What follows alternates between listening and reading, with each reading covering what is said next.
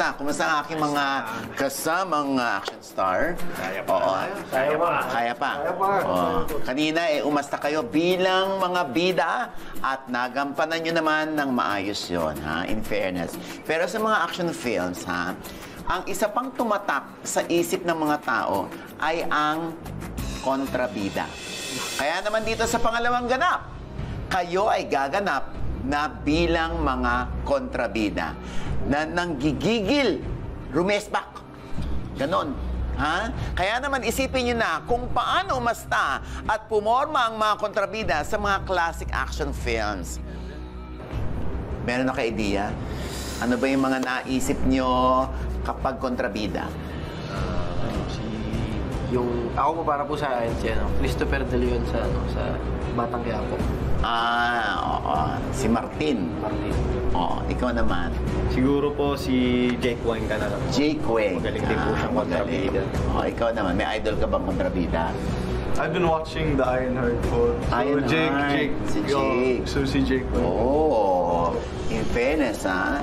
Mahuhusay ang mga pinili ninyo. Pero, naghanda kami ng mga gamit dito na makakatulong para maramdaman nyo talaga yung pagiging isang kontrabida. At isuot nyo muna ang ibibigay ko sa inyo.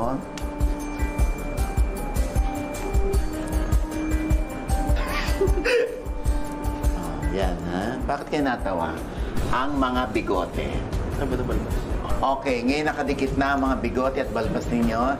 Siyempre, ang isa pang tumatatak sa pagiging kontrabida ay ang kanilang mataginting na halakak o tawa. Paano ba ang tawa nyo bilang mga kontrabida? Kunwari ako. Merry Christmas! kayo. Ikaw muna.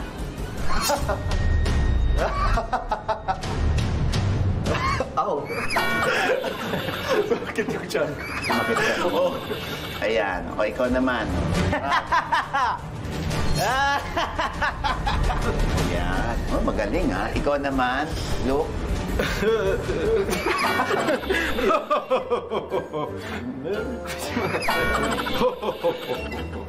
Wow. Todo na yun, ha? Oo, ayan.